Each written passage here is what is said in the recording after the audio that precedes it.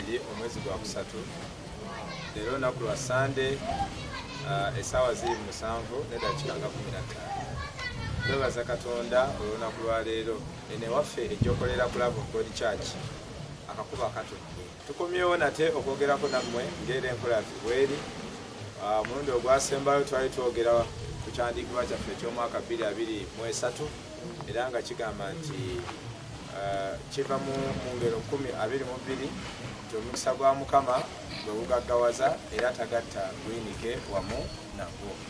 Olwaleero nate nkyazizza omusumba waffe omusumba wa Love of God Church n'amakanisa amalala agali wansi w'obuweereza obwo era muzikirize mwaka kisa yeyanjule eri abantu. Musumba tufaniriza se waawo weyanjule eri abatulaba oddemu n'okubajjukiza amannya gaabo abamu bayinza okuba nga badda nga tebakumanyi.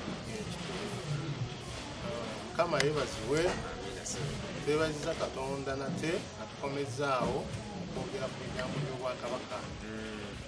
Ekitibwa Nvule omusumba wa Love of God Church, nsanyusa okuba mu kifo kye. Twayenza nnyo tweyanzeege mpozi nange saababulidde mannya gange oyinza okuba nga oli mu ttanga wakatwegattako.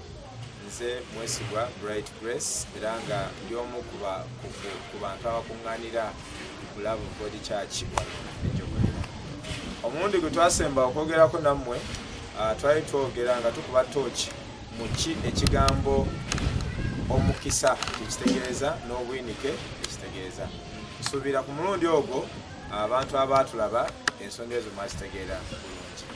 Olwaleero ne ate era tukomyewo twongere otambulira mu bufu bwe bumu nga ku luno tugenda kwogera ku nsonga ekwatagana n'ekigambo okuwaguza nti okuwaguza kutuleetera okufuna omukisa gwa Katonda gwe twogerako Ogutaliiko Buyinike.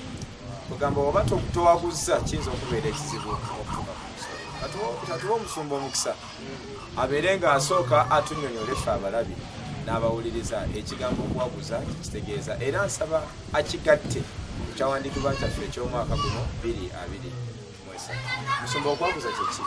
Mukama yeebazibwe. Amiina ssebo. Omukisa gw'ompadde mwangu okukola, omulimu gw'ompadde mwangu okukola.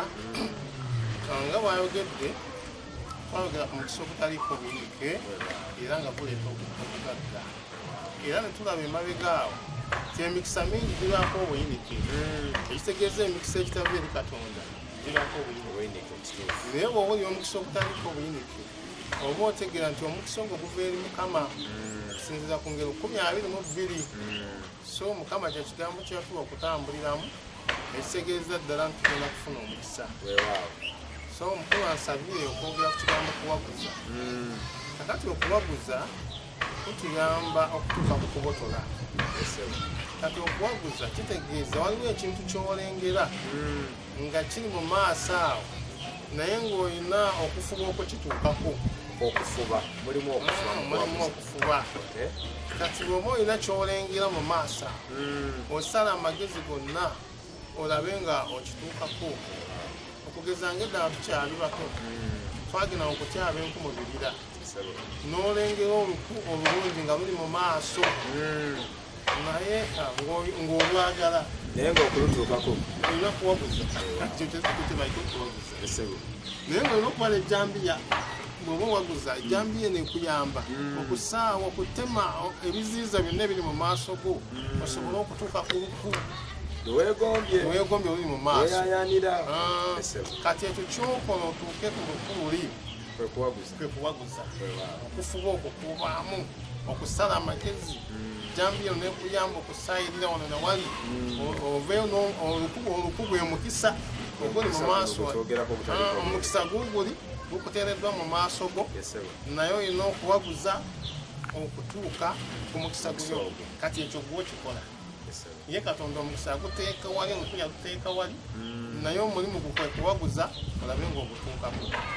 So mu ngeri emu oba endala ne tulaba nga omukisa gwa Mukama weeguli naye kitugwanira okuwaguza okutuukako. Musumba oyogedde bulungi era ebigambo byo mpulira ddala nga nze ng'omu binkomyekonye. Mukama omukisa yagutuwa naye si gwa kumala gatwala bwotyo bwotyo, mulimu okuwaguza. Era bw'oba tosobola kuwaguza kiyinza okubeera ekizibu okufuna omukisa ogwo.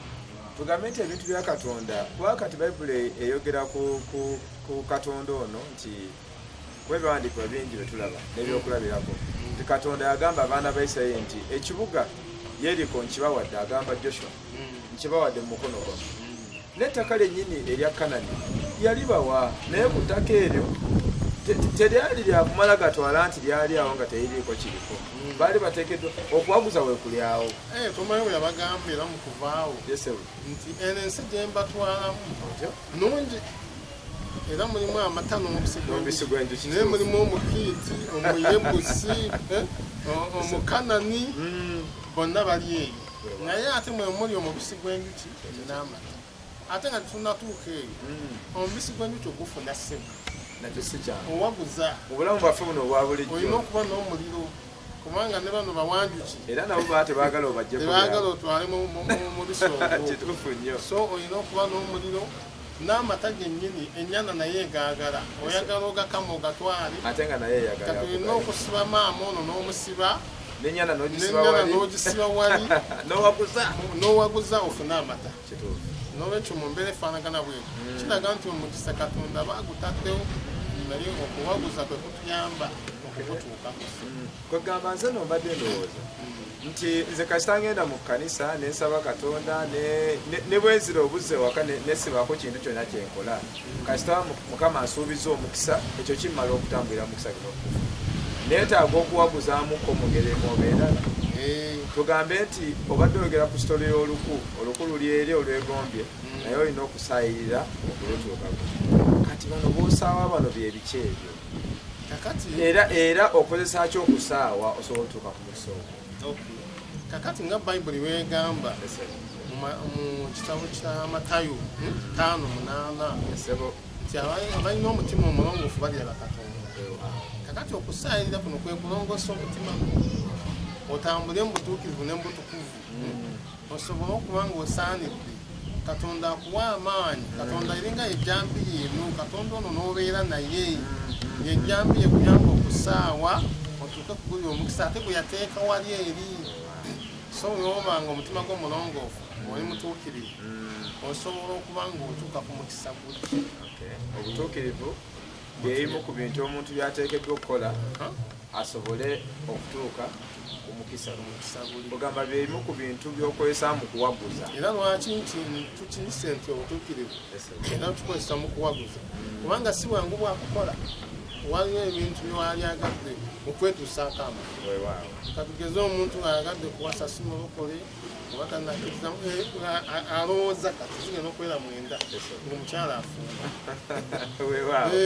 Kwegamba ebintu babikwata bwe batyo, n'olwekyo kitugwanira okugumiikiriza n'okuguma. Olwo mbadde nzigyawo nti mu kaseera kano ng'omuntu ali mu kuwaguza biki by'alina okukola, biki byateekeddwa okukola okutuuka ku luku luli lwe yeetaaga lw'ayaayaanira. Nina kukola ki wano mu prosesi y'okuwaguza okutuuka ku ekyo kyenjagala? Olina okugumira obulumi, kubanga waliwo amaggwa g'osangawo mu kuwaguza.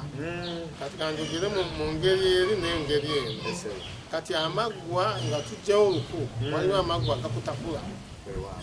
Kakati eno bayinza okukuvuma, bayinza okwogerako ekigambo ekinene oleme kutuuka ku luku luli ku mukisa guli.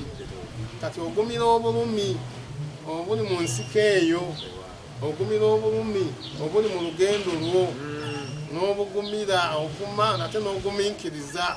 Ebigambo bibiri, okuguma n'ogumiikiriza. Kakati okuguma kitegeeza waliwo obulumi bw'olina, olina okuguma.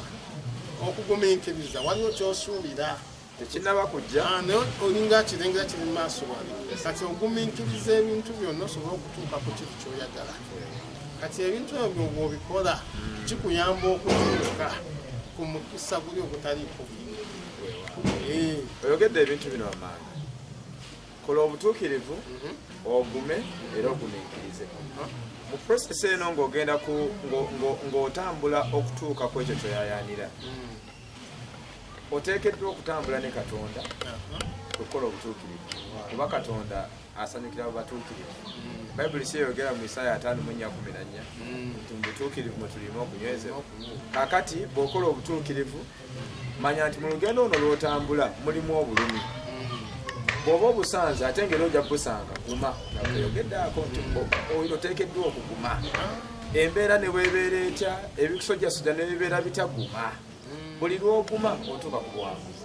Ate era gumiikiriza kubeera olina ky'oyayanira okukola ki okutuukako. Owaayi obutuukirivu buno okuwaguza kuno kuyamba kutya omuntu okutuuka ku buwanguzi oba ku kubotola.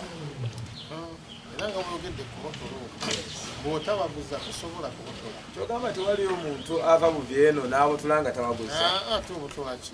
Era oteekeddwa okubanga olina omulimu gw'okola awo. Nemba njagala okubotola ekisenge kiri nenkwata enyondo nenkwata ttindo nenkoona kwe kuwaguza. Sabo n'ababbi bw'abanga n'akutuukako mu njuyo awaguza n'amenya kufulu n'asala amagezi aba yayiseeko n'ew'omulogo akwebasa otulo. Awo wonna awaguza. Eyo prosesi yakuwaguza. Olabira nga bakusitudde ku buli bakutadde wansi naye nga omusajja ayise mu kuwaguza. Kwegamba obuwanguzi bwonna olina okuwaguza. Ne Yesu Kristo yennyini yawaguza. Ate ku musalaba kwe yali ku musalaba n'omukumera emisumaali ne bakola batya n'agumira obulumi era yali ng'akyali mulumi nga bali bagabana ebintu bye ebyambalo bye n'abagamba kitange basonyiwa abo kubanga tamanyi kye bakola. Ate yalemeddwa okutulokola. Kati Yesu bw'awaguza n'agumira obulumi n'agumiikiriza kwe kufuna gwe nange n'abalala nga bamuwanguzi ba Deriki ba Mirembe abooluganda lukuŋŋaana nabo n'abalala abalokole ba Pasita Kayanja ba Pasita Kiganda bamaama Pawulo ne Pawulo abo bonna twali ba Ezekeeri abasajja ng'abo Yesu yagumiikiriza obulumi n'asobola okutufuna. Tweza tuyanzige musumba waffe nsaba ng'era bw'eri enkolayo totera kujja na bubaka nga tolina kyawandiikibwa kibogerako. Tuli mu nsi muno ffe ng'abakkiriza Katonda tukimanyi nti bwe tunaava mu nsi eno waliwo obulamu obutagawo bwe tuyayanira. Nsaba bw'oba olina ekyawandiikibwa ekikwatagana n'ensonga gye twogerako okituwe twongere okunywera mu kigambo kye eky'okuwaguza. Ffe abaalokoka obwakabaka bwa Katonda okugeza ng'obwo tutule butuuzi wano tubulindiire bunajja y'omuntu akoze atya okutuuka eyo kubanga tumaze okulaba ku bulamu bw'ensi wano nti kati obulamu bw'ensi bw'oba olina ekintu kyonna kyoyagala okwetuusaako kuba kyoyayanira olina okuwaguza. Oyagala kuzimba nnyumba waguza, oyagala gula mmotoka waguza, oyagala bufumbo waguza, oyagala mulimu waguza. Kugamba obuwanguzi buva mu kuwaguza.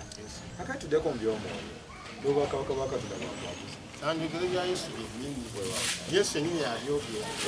Matayo 10:12 agamba nti okuva ku mirembe giri egy'Abayokaana. Bayibuli wayise nayo lwaki tusoma? Masagaku gakyali mogi. Somera awo ddala tulabe. Katubikule Matayo wano. Tuleme kweruma bulimi. Matayo 10:12. 14, 13, 12, 11. Soma n'eddoboozi ery'omwanguka. Matayo 10:12 wagamba bwe wati. Okuva mu biro bya Yokaana omubatiza okutuusa leero obwakabaka obw'omu ggulu bwakuwaguza. N'abawaguza babunyaga lw'amaanyi. Okiwulidde? Ssebo n'obwakabaka bwakuwaguza.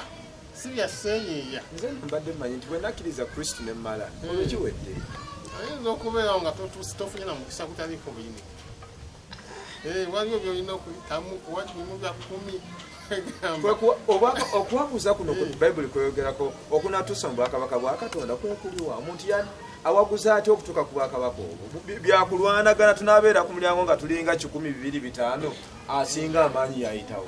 Omuntu ono olwokubanga ebimulumbagana bingi ekemu erimujjira bulimba bwenzi tamiivu kati se bw'obanga wali omumirwa akabisi oyina ekirontaronta kyakawalagi okuleka akawalagi ate ng'oyise wali bakamera akawoowo okwo kuba kuwaguza okuyita wali walagi okwesonyiwa kyewakola ogamba owaayi oba womerwanga engeri abakyala oli ayambadde akasikaati kampi nga bikunyumira kati okuwaguza omuyitako okwo kwonna kuwaguza ebyo ebigenda okutuusa wali nga wanyumirwanga nnyo okulimba kati ebyo byonna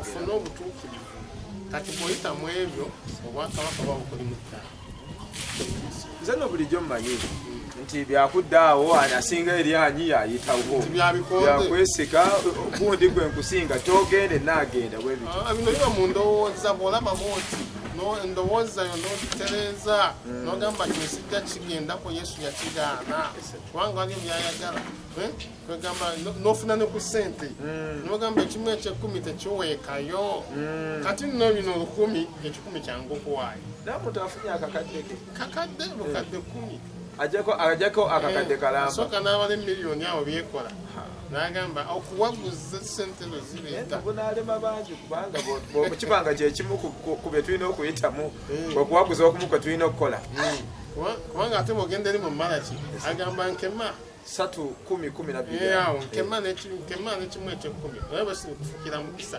kitegeeza agulina n'olina kuwaguza kati olina emiliyoni yo ayagalako 10 akongera emiliyoni 10 naye kitulema n'olemererwa awo n'obeera awo nga tolina gyolaga kwegamba ffe twesibye mu mbeera kati bwetunaga nti omukisa guli awo gwabwereere temujja gufuna bebasumba bawulira nga bagaa tebaliiko mafuta tebayogera nnono za katonda zireeta mukisa guli kati nze nkugamba olina okuwaguza n'okola katonda byayagala n'okyawa byakyawa okukyawa katonda byakyawa si kyangu so osobola okutuuka ku mukisa guli lwe lukubuli luli wali mu maaso wali era n'okululengera olulengera naye process ekutuusaayo waliwo abatakukkiriza kujjayo luku olwo kituufu okuwaguza yembeera eno gy'obadde oyogerako oba oyagala ogendeko mu kanisa ate enkuba neetonnya geza ng'olwaleero enkuba etonye abantu abamu abaafiiriddwa oba agenda ku mbaga awaguza n'agirambuleera n'omuntu alemedwa ofuna kambuleera okusaba